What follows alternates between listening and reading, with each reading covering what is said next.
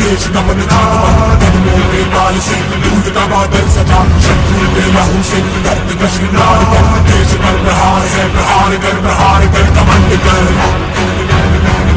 प्रचंड कर तांडव सा युद्ध कर भयंकर।